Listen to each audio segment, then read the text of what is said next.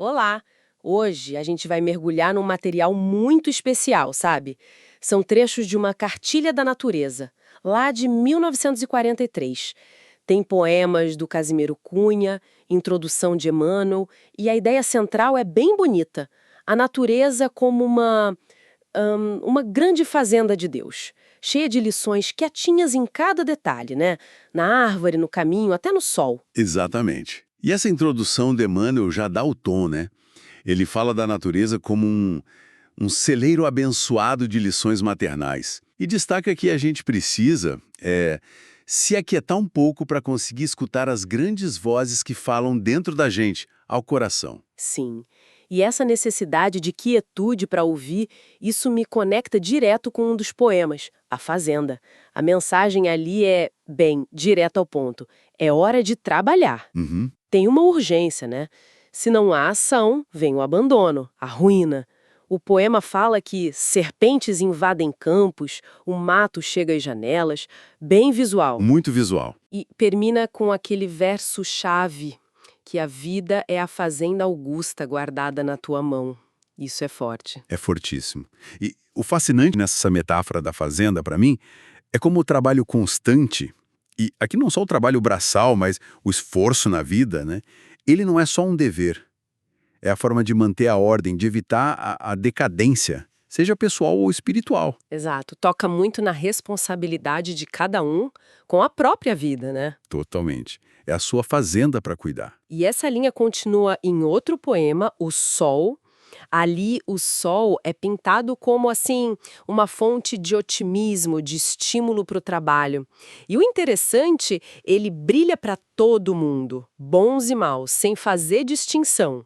Quase uma imagem da providência divina mesmo. Sim, sim. É aí que fica, puxa, muito interessante, como algo tão comum, o sol de todo dia, pode ter essa carga simbólica toda. É uma ótima pergunta. E se a gente conecta isso com o quadro maior, a constância do sol, essa generosidade dele, parece uma lição sobre perseverar no bem, sabe? Mesmo quando o cenário está difícil, o poema até cita guerra e sombra entre os ateus. Ah, sim, ele menciona isso. E mesmo assim, o sol está lá, fazendo a parte dele.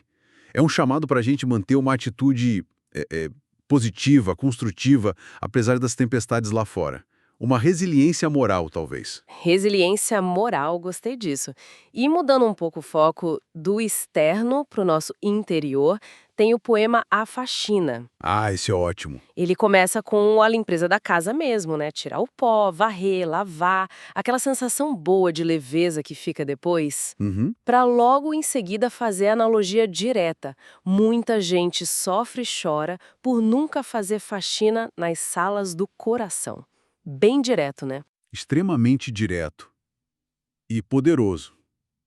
Isso levanta uma questão fundamental sobre essa necessidade de dar faxina interior. Assim como a gente tira o lixo de casa, e nem até outro poema, o lixo, sobre isso a gente é convidado a fazer um autoexame, sabe? Uma autoanálise. Isso. Descartar o que não serve mais, pensamentos, sentimentos negativos, que prejudicam nossa saúde, né? Espiritual, mental.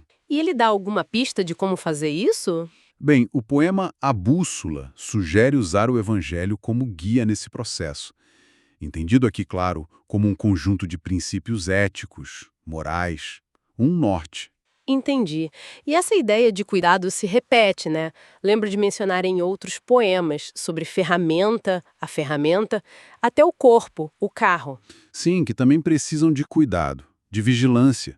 Reforça essa conexão entre cuidar do que está fora e do que está dentro. Não dá para separar muito, parece. Exatamente. Uma coisa alimenta a outra. Então, resumindo um pouco, o que tudo isso significa?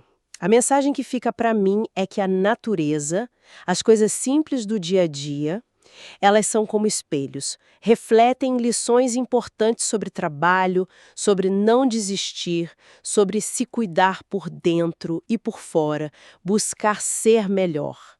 Tem profundidade no simples, né? Se a gente tiver olho para ver. Perfeito. A sabedoria está ali, ao alcance. Não só nos grandes livros.